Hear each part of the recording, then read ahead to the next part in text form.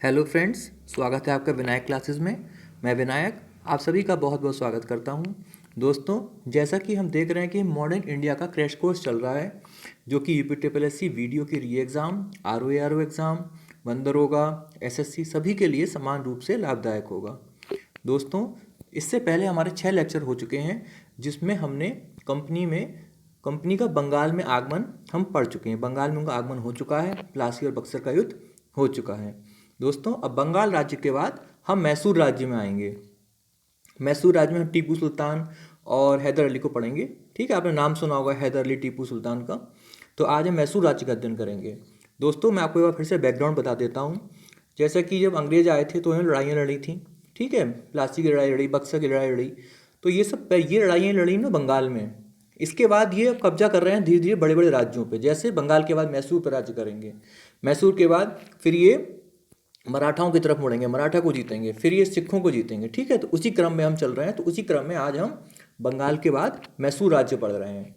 तो मैसूर राज्य दोस्तों क्या, जो आज का कर्नाटक क्षेत्र है, यही पहले मैसूर राज्य हुआ करता था। और थोड़ा सा हम बैकग्राउंड जानते हैं कि मैसूर राज्य में हैदर अली, टीपू सुल्तान आए कहाँ से। तो इसके लिए मैसूर राज्य में क्या होता है, मैसूर राज्य उसमें विजयनगर साम्राज्य आप पढ़ेंगे, आपने नाम सुना होगा विजयनगर साम्राज्य का। तो उसमें एक शासक थे वेंकट सेकंड। ठीक है, तो इस शासक के समय में यहाँ पर एक वंश की स्थापना होती है, इसका नाम था वाडियार वंश। तो वाडियार वंश में एक राजा हुए चिक्का कृष्णराज। तो चिक्का कृष्णराज के 2 मंत्री हुआ करते थे, नंदराज और देवराज। तो चिक्का कृष्णराज के 2 मंत्री थे, नंदराज और देवराज।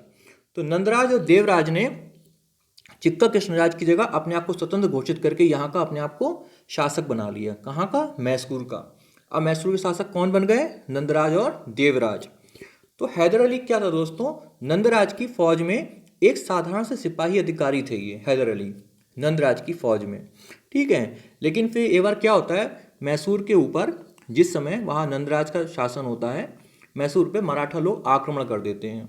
लेकिन हैदर अली जो वहाँ पर सेना का अधिकारी होता है, हैदर अली उस मराठा आक्रमण को विफल कर देता है। तो इस बात से खुशी होकर नंदराज जो होते हैं हैदर अली को एक सैन्य अधिकारी से हटाकर पूरा अपना सेनापति बना लेते हैं। किसका? मैसूर राज्य का। अब हैदर अली जो है मैसूर राज्य के सेनापति बन गए। अब क्या होता है दोस्तों, जब हैदर अली सेनापति बन गए तो हैदर अली ने क्या किया, नंदराज को मार दिया। और इनको मारने के बाद ये वहाँ पर अपना स्वतंत्र शासक बन के बैठ जाते हैं। ठीक है, बताओ, जिन्होंने अपना सेनापति बनाया नंदराज ने, उन्हीं को मार के ये बन गए। लेकिन दोस्तों पहले ऐसा ही होता था, पता लगा कोई छोटा अधिकारी है, उसको बड़ा बनाया, तो उस अधिकारी ने अपने राजा को ही मार दिया। पहले ऐसी ये प्रथा चलती थी। ठीक है, लेकिन गलत थी जो भी था, कि कोई तुमको विश्वास करके अधिकारी बना रहा है, तुमको सेनापति बना रहा है। ऐसे हमने बंगाल में देखा था। हाँ, सिराजुद्दौला ने सेनापति बनाया किसको? मीर जाफ़र को, और मीर जाफ़र ने धोखा कर दिया। और यहाँ तो उन्होंने सेनापति ने ही अपने शासक को मार डाला, नंदराज को मार डाला। अब ये बन जाते हैं मैसूर के राजा। कौन बन जाते हैं? हैदर अली। ठीक है, ये शासन करते हैं 1760 से लेकर 1782 तक। अब क्या होता है, ये मैसूर के स्थान पर अब जो राजधानी बनाते हैं वो श्रीरंगपट्टनम को बनाते हैं। ठीक है, अब ये क्वेश्चन खूब आता है दोस्तों, मैं आपको बीच में बताता चलूंगा कि कौन सा क्वेश्चन कहाँ आता है। ठीक है, वैसे तो सभी कुछ इंपॉर्टेंट है, लेकिन हम बीच बीच में फिर भी ये पॉइंट आउट करते चलेंगे, जिससे कि आप इसको अपने कॉपी में खूब अच्छे से लिखें, खूब इसको बार बार याद करें, जो आपको बताता चल रहा हूँ। ये पूछा जाता है कि किसने अपनी राजधानी श्रीरंगपट्टनम को बनाया, तो हैदर अली ने बनाया। फिर इसके बाद क्या आता है कि इन्होंने डिंडीगुल में एक आधुनिक शस्त्रागार का निर्माण किया था, डिंडीगुल में। ठीक है, तो किसकी सहायता से किया? फ्रांसीसी की सहायता से। तो क्या हुआ, हम देखेंगे कि हैदर अली और टीपू सुल्तान दोनों ही जो राजा थे, इनका झुकाव जो था फ्रांसीसियों की तरफ था। ये फ्रांसीसियों को थोड़ा भला मानते थे, तो और अंग्रेजों को बुरा मानते थे। और था भी ऐसा, फ्रांसीसी इतने बुरे नहीं थे अंदर से जितने कि बुरे अंग्रेज थे। और बाद में साबित भी हुआ कि अंग्रेजों ने कैसे कैसे करके सबकी धुलाई करके बाद में शासन किया इंडिया के ऊपर। ठीक है, अभी आगे जाके वो बोलेंगे, एक गवर्नर जनरल बोलेंगे कि भारत अब हमारा है।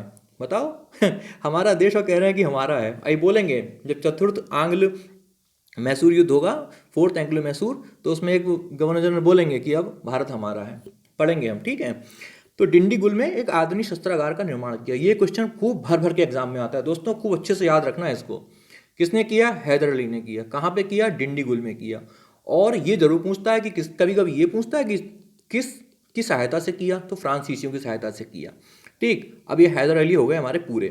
हैदर अली के बाद टीपू सुल्तान आते हैं। टीपू सुल्तान कैसे आते हैं? एक्चुअली ये होता है कि इसे आंग्ल मैसूर युद्ध होते हैं। ठीक है, 4 आंग्ल मैसूर युद्ध होंगे, जिसमें कि दूसरा युद्ध जब चल रहा होगा, दूसरा आंग्ल मैसूर युद्ध, तो उसमें लड़ते हुए हैदर अली मारे जाते हैं। तो बीच में ही टीपू सुल्तान बादशाह बन के आते हैं। ठीक है, तो हम ये पढ़ेंगे भी। हम अभी लास्ट में चारों आंग्ल मैसूर युद्ध पढ़ेंगे, लेकिन हम अभी क्रोनोलॉजी पढ़ रहे हैं कि कैसे कैसे कौन आया। तो उसमें हैदर अली के बाद टीपू सुल्तान गद्दी पर बैठते हैं, जो 1782 से लेकर 1799 तक रहते हैं। 1799 तक क्यों? 1799 में ये युद्ध चौथे आंग्ल मैसूर युद्ध में मार दिए जाते हैं। तो आपको ये डेट याद रखनी है। ठीक है, मैं आपको बहुत कम डेट बताता हूँ याद करने के लिए, लेकिन ये डेट याद रखनी है। आईबी के एग्जाम में आया, एसएससी के एग्जाम में आया कि टीपू सुल्तान की मौत कब हुई? 1799। ठीक है, मैंने आपको भी तो ज़्यादा डेट भी नहीं बताई है पढ़ने के लिए, लेकिन ये डेट आप जरूर याद रखना, टीपू सुल्तान की डेट आखिर ये कब खत्म हुए थे युद्ध में। 1799 चतुर्थ आंग्ल मैसूर युद्ध था। तो दोस्तों हुआ क्या, चार चार युद्ध हुए थे, जिसमें कि जब दूसरा युद्ध चल रहा था तो उसी में हैदर अली मर जाते हैं और टीपू सुल्तान उसी युद्ध के दौरान गद्दी पे बैठते हैं और दूसरा वाला युद्ध जो होता है उसी को कंटिन्यू करते हैं। ठीक है, तो याद रखना है इसको, जब दूसरा आंग्ल मैसूर युद्ध चल रहा था उस समय टीपू सुल्तान गद्दी पर बैठते हैं, यही क्वेश्चन आता है। और हैदर अली जब गद्दी पर बैठे थे तो उन्होंने बादशाह की उपाधि नहीं ली थी। ठीक है, वो सिर्फ एक अपना शासक बन के रह रहे थे, लेकिन टीपू सुल्तान ने बादशाह की उपाधि धारण की। ठीक है, ये आपको याद रखना है, किसने धारण की, ये खूब क्वेश्चन आता है। बादशाह की उपाधि टीपू सुल्तान ने धारण की। अब एक क्वेश्चन और आता है कि इन्होंने पश्चिमी देशों की देख के एक अनुशासित फौज भी बनाई थी। इन्होंने, किन्होंने? टीपू सुल्तान ने।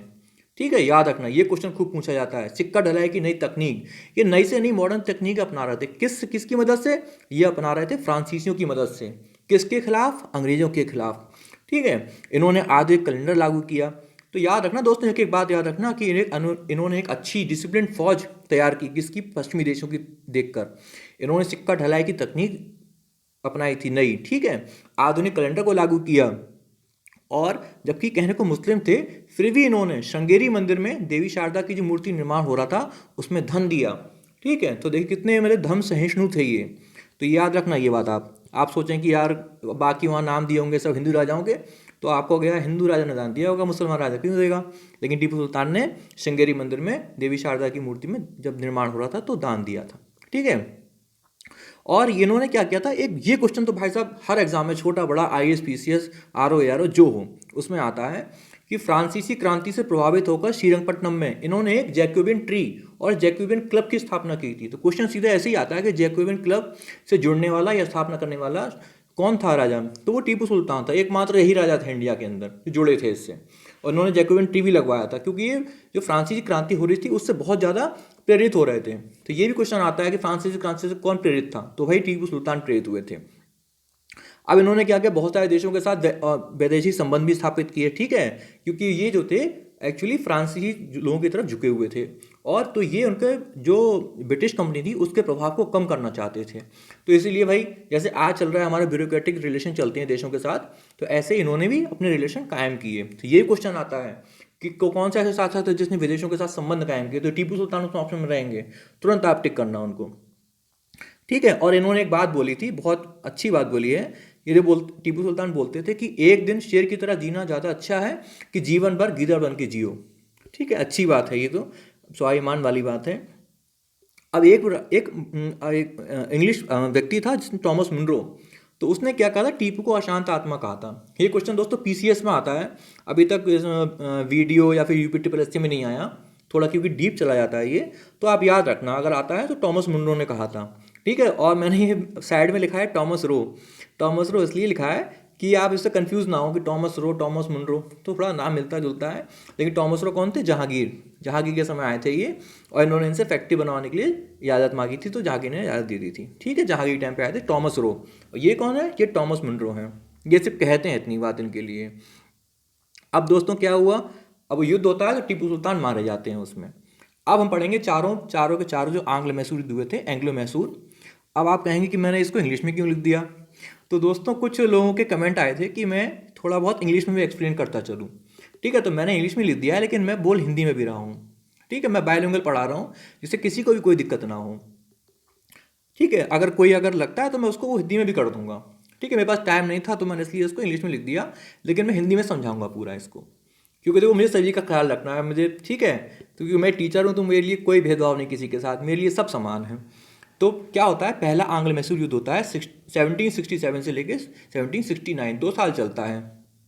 अब इसमें क्या होता है, गुटबाजी होती है। पहले क्या करते हैं, अंग्रेज अंग्रेज जो लोग होते हैं मराठों को और निजाम को, हैदराबाद के निजाम, इनको अपनी तरफ मिला लेते हैं लड़ाई लड़ने से पहले। बहुत चालाक होते हैं अंग्रेज। तो इन्होंने क्या किया, पहले मराठाओं से कहा हम तुम्हें ये क्षेत्र देंगे, निजाम से भी कहा हम तुम्हें ये क्षेत्र देंगे, तुम हमारी तरफ से होकर लड़ो। लेकिन हैदर अली इनके भी गुरु निकले। हैदर अली ने क्या किया, हैदर अली ने मराठाओं से कहा तुम्हें कितना मिल रहा है उनकी तरफ से, बोले इतना मिल रहा है साहब, बोले हम तुम्हें उससे ज़्यादा देंगे, ठीक है। और मराठाओं को तोड़ लिया, अपनी तरफ मिला लिया। निजाम से कहा कि बताओ भाई साहब आपको क्या क्या मिल रहा है वहाँ से, अंग्रेज तुम्हें क्या क्या दे रहे हैं। निजाम कहते हैं हमें वहाँ से ये मिल रहा है।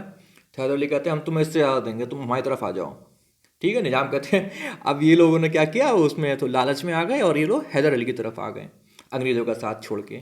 अब भैया तो फिर तो जीत किसकी होनी थी, हैदर अली की जीत होनी थी। हैदर जीत गए और मद्रास की संधि होती है 1769 में। लेकिन क्या होता है संधि का को मतलब एक कहा जाता है कि मतलब ये जीत गए थे हैदर अली, लेकिन कुछ ज़्यादा फायदा नहीं हुआ। दोनों पक्ष में आखिर में संधि में ये बात कही जाती है दोनों पक्ष अब शांति से रहेंगे, कोई किसी के क्षेत्र का अतिक्रमण नहीं करेगा। किसके बीच में होती संधि है, अंग्रेजों के और हैदर अली के। अब भैया दूसरा आंग्ल मैसूर युद्ध होता है। दूसरा आंग्ल मैसूर युद्ध क्या होता है, तो जब मद्रास की संधि हुई थी पहले युद्ध में, तो अंग्रेजों की और हैदर अली की बातचीत हुई थी, भैया कोई किसी के क्षेत्र में अतिक्रमण नहीं करेगा। लेकिन अंग्रेज ठहरे, वो तो मानने वाले कहाँ, वो तो आए कब्जा करने के लिए थे। उन्होंने भैया संधि की शर्तों का पालन नहीं किया। अब धीरे धीरे करके वो अपना क्षेत्र बढ़ा रहे थे। हैदर अली को गुस्सा आ गई। हैदर अली ने क्या किया, हैदर अली ने मराठा और निजाम से बात की कि भैया तुम किसकी तरफ हो, हमारी तरफ है उनकी तरफ। तो मराठा और निजाम हैदर अली से कहते हैं कि हम तो तुम्हारी तरफ हैं। लेकिन अब जो चाल पहले हैदर अली ने करी थी अंग्रेजों के साथ पहले युद्ध में, अब अंग्रेज वही चाल करते हैं। अंग्रेज क्या करते हैं, बाद में मराठाओं से कहते हैं और निजाम से कहते हैं तुम्हें क्या क्या दे रहा है हैदर अली। वो कहते हैं हमें ये दे रहे हैं। अंग्रेज कहते हैं ऐसा करो उससे ज़्यादा हम तुम्हें देंगे, अब तुम चुपके से हमारी साइड में आ जाओ। और यही हुआ। हैदर अली को पता ही नहीं चला। हैदर अली ये सोच रहे थे कि मराठा निजाम हमारी तरफ हैं और पीछे से मराठा और निजाम अंग्रेजों की हेल्प कर देते हैं। फिर क्या होना था, हैदर अली युद्ध में मारे गए। पार्टोनो का युद्ध होता है 1782 में और हैदर अली इसमें मारे जाते हैं। और इसमें जो अंग्रेजी सेना का नेतृत्व कर रहे थे वो आयरकूट कर रहे थे। अब दोस्तों आप बताओगे कि आयरकूट पहले भी कि मैंने युद्ध पढ़ाया था आपको कोई जिसमें आयरकूट ने अंग्रेजी सेना का नेतृत्व किया था। अब आप बताओ कि कौन सा युद्ध का नेतृत्व किया था, ठीक है, कमेंट्स में बताना आप। और इसी समय देखो अंग्रेजी सेना का नेतृत्व तो कोई कमांडर करेगा ना, सेनापति, तो वो आयरकूट थे। लेकिन उस समय जो गवर्नर जनरल थे भारत के वो कौन थे, वॉरेन हेस्टिंग्स, यही पहले गवर्नर जनरल थे 1772 वाले। तो याद रखना इनको, वॉरेन हेस्टिंग्स। अगर ये क्वेश्चन आता है एग्जाम में कि सेकेंड एंग्लो मैसूर वॉर के समय गवर्नर जनरल कौन थे, तो वॉरेन हेस्टिंग्स। खूब आता है बच्चों, भर भर के याद रखना, मैं आपको बार बार बता रहा हूँ। पहला युद्ध जब हुआ था एंग्लो मैसूर वाला, उसमें कोई गवर्नर जनरल नहीं था, पहले गवर्नर जनरल यही थे। तो यहीं से क्वेश्चन खूब बनता है। हैदर की मृत्यु हो जाती है दूसरे इस युद्ध में और युद्ध के बीच में ही टीपू सुल्तान गद्दी पर बैठ जाते हैं। एक मैंगलोर की संधि होती है जिसमें कि जो प्रदेश जीते थे वो वापस कर दिए जाते हैं। ठीक इसी के साथ द्वितीय आंग्ल मैसूर युद्ध खत्म हो गया। अब तीसरा आंग्ल मैसूर युद्ध आता है। तीसरे आंग्ल मैसूर युद्ध में क्या होता है, होता क्यों आखिरकार ये होता इसलिए है कि जो टीपू होते हैं वो समझ जाते हैं कि अंग्रेज जो हैं अब छोड़ने वाले नहीं हैं। अब इस पिछला युद्ध तो निपट गया भैया बराबरी पे, लेकिन अब टीपू क्या करते हैं, धीरे धीरे फ्रांसीसियों से मदद लेते हैं, हथियार मंगाते हैं, हथियारों की अपनी ट्रेनिंग देते हैं अपनी सेना को। तो ये क्वेश्चन भी आता है भैया, फ्रांसीसियों से मदद लेकर हथियारों की अपना एडवांस किसने किया, टीपू सुल्तान ने किया। ठीक है, अब इस समय गवर्नर जनरल कौन होते हैं, कॉर्नवालिस। याद रखना, पहले वाले में वॉरेन हेस्टिंग्स और दूसरे वाले में, और इसमें सॉरी दूसरे वाले जो युद्ध हुआ था इससे उसमें थे वॉरेन हेस्टिंग्स। और अब जो हुआ है तीसरा आंग्लो मैसूर युद्ध, इसमें गवर्नर जनरल कॉर्नवालिस। याद रखना, खूब आता है बच्चों। लेकिन क्या होता है भैया, टीपू सुल्तान हार जाते हैं। जैसे टीपू सोच रहे थे जो बात वही हुआ, टीपू सुल्तान हार जाते हैं। अपना आधा राज्य उन्हें अंग्रेजों को देना पड़ता है और 3 करोड़ रुपए की क्षतिपूर्ति भी देनी पड़ती है। ठीक है, किनको, अंग्रेजों को। अब क्या होता है, और अपने 2 पुत्रों को भी ये बंधक बना के अंग्रेज ले जाते हैं इनके। कहते हैं जब तक आप 3 करोड़ रुपये नहीं देंगे तब तक आपके दोनों पुत्र हमारे पास रहेंगे। ठीक है, बंधक बनाते हैं। बताओ, एक राजा के पुत्रों को बंधक बना लिया एक कंपनी ने जो हमारे देश में व्यापार करने आई थी। कितना मतलब दुखद लगता है कभी कभी। अब क्या होता है, अब अंग्रेज जीत जीत गए, तीसरा वाला, तो अब मराठों से कोई वादा किया था ना कि हम तुम्हें ये देंगे, तो मराठों को भैया तुंगभद्रा का क्षेत्र मराठों को दे दिया जाता है। अब निजाम साहब कहते हैं हमने आपका साथ दिया था अंग्रेज़ों से, कहते हैं हमें क्या मिलेगा, तो निजाम साहब को पेन्नार और कृष्णा नदी के बीच का क्षेत्र निजाम को मिल जाता है। बताओ, हमारे देश में लोग आपस में लड़ रहे हैं और दूसरी कंपनी आके बाहर की क्षेत्र दे रही है और कब्जा कर रही है। बहुत दुख होता है कभी कभी मन में। फिर क्या हुआ, इसी युद्ध में जब युद्ध खत्म होता है श्रीरंगपट्टनम की संधि से। ये संधि कब होती है, 1792 में। मैंने आपको जैसे पहले बताया, इस समय गवर्नर जनरल कौन थे, कॉर्नवालिस। कॉर्नवालिस ये बात बोलते हैं ऐसे युद्ध में, ये क्वेश्चन ये पूरा ऐसे ही एकदम आता है कोट करके, ये बात किसने बोली थी। कभी कभी ये आता है ये बात किसने बोली थी, और कभी कभी ये आता है कि कौन से युद्ध के दौरान ये बात बोली गई थी। ठीक है, ऐसे घूम घूम के क्वेश्चन आता है। तो ये बात कॉर्नवालिस ने बोली थी। थर्ड एंग्लो मैसूर वॉर में क्या बोला कि हमने अपने मित्रों को मजबूत किए बिना ही अपने शत्रुओं को पंगु बना दिया या कमज़ोर बना दिया। इसमें मित्र कौन है, मित्र कौन है, मित्र समझ रहे हैं ना, मराठे और निजाम। इनको भी मजबूत नहीं होने दिया, बेकार सा क्षेत्र दे दिया तुंगभद्रा का, पेन्नार कृष्णा नदी का। और शत्रु कौन, मैसूर, इनको कमज़ोर बना दिया, आधा क्षेत्र ले लिया, उनके बेटे ले लिए, 3 करोड़ रुपये क्षतिपूर्ति ले ली, और क्या लेंगे भैया। तो इसलिए कॉर्नवालिस ये बात बोलते हैं। बच्चों खूब याद अच्छे से टिक लगाना है इस क्वेश्चन को। ये पीसीएस में, आरओ में, वीडियो रिक्यू, इतनी बड़ी बात बोलता है ना कोई, जब एग्जामिनर क्या है एक ऐसी बात पकड़ता है जो बहुत बड़ी बात हो, कोई विशेष घटना हो। बच्चे कहते हैं यहाँ बताओ कथन पूछ लिया, अरे कथन ऐसा वैसा कथन है, ये कितना बड़ा कथन है कि हमने अपने मित्रों को मजबूत किए बिना अपने शत्रुओं को पंगु बना दिया। इतनी बड़ी बात बोल रही बाहर की कंपनी, तो ये कथन बहुत मायने रखता है। ठीक है, तो याद रखना है इसको, कॉर्नवालिस ने ये बात बोली थी। अब भैया आता है चतुर्थ आंग्ल मैसूर युद्ध, फोर्थ एंग्लो मैसूर वॉर 1799। इसी युद्ध में भैया वो मारे जाते हैं टीपू सुल्तान 1799। तो ये डेट भी आती है कि कब ख़त्म हुए, इसीलिए आती है क्योंकि बहुत बड़ा शासक मारा गया। ठीक, इसीलिए 1799 पूछते हैं। 1782 कोई डेट नहीं पूछी जाती है, यही पूछी जाती है।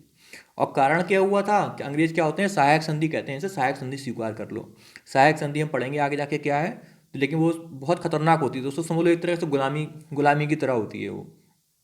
ठीक है, ब्रिटिश लोग अपने रेजिडेंट रखते हैं वहाँ पे, खर्चा करेंगे सारा, उसका जो रेजिडेंट का खर्चा होगा वो खर्चा करेगा वहाँ का नवाब बेचारा, और जो मौज मस्ती लेंगे अंग्रेज सब वहाँ पे। तो टीपू सुल्तान जानते थे इस चीज़ को, टीपू सुल्तान ने मना कर दिया कि हम तो नहीं रखेंगे ये। इसी बात को लेके फोर्थ एंग्लो मैसूर वॉर हो जाता है, और लड़ाई होती है इसमें टीपू की और अंग्रेजों की। अंग्रेजों का नेतृत्व कौन करता है, कर्नल रीड।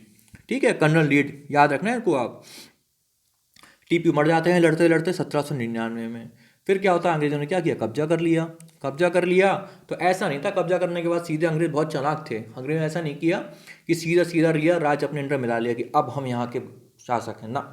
अंग्रेजों बहुत चालाक थे, करते क्या थे, एक कठपुतली राजा को बिठा देते थे। कठपुतली राजा बन के किसके बिठाया, जो कि हैदर अली ने मारा था ना एक वाडियार वंशी, तो वाडियार वंशी शासक को बिठा दिया कि लो भैया, प्रजा भी खुश हो गई, जनता कह रही अरे हमारे राजा थे पहले वाले, वो बैठ गए। लेकिन शासन कौन करेगा, अंग्रेज करेंगे। अब देखो विलेजली क्या बात बोलते हैं, मैंने कहा था ना विलेजली बात बोलते हैं जिसको मतलब सुन के बड़ा दुख होता है, गुस्सा भी आती है कि पूरब का साम्राज्य हमारे कदमों में है। इसी युद्ध के बाद बोलते हैं विलेजली, पूरब का साम्राज्य हमारे कदमों में है। और ये द्वितीय आंग्ल मराठा युद्ध होगा, अगले जब लेक्चर में हम पढ़ेंगे मराठा, तो उसमें द्वितीय आंग्ल मराठा युद्ध होगा 1803 से 1805 के बीच में। तब भी गवर्नर जनरल उसमें यही होंगे तुम्हारे, विलेजली। ठीक है, और ये क्या बोलेंगे कि अब भारत हमारा है। अब क्यों बोल रहे हैं ये भारत हमारा है, बंगाल जीत चुके हैं, ठीक, मैसूर जीत लिया, मराठा को भी जीत लिया, तो भैया हो ही गया, तो साउथ इंडिया लगभग पूरा इनका हो चुका। नॉर्थ में तो पहले से ही थे ये, बंगाल में। इसीलिए सेकंड एंग्लो मराठा युद्ध जो होता है उसमें ये विलेजली बोलते हैं कि अब भारत हमारा है। मतलब क्या बात है, देश हमारा, तुम आए व्यापार करने के लिए और कह रहे हो कि देश हमारा है। हाँ चलो कोई नहीं, जो भी हुआ, अब 1947 में चले गए ना, ऐसे कोई किसी का नहीं हुआ था कब्जा करने से। जीतना है तो प्यार से जीतो। ठीक है दोस्तों, तो अगले वीडियो में हम मराठा को देखेंगे, सिखों को देखेंगे। अगर आपको मेरा वीडियो पसंद आया हो तो प्लीज़ वीडियो को लाइक करें और चैनल को सब्सक्राइब करें। धन्यवाद।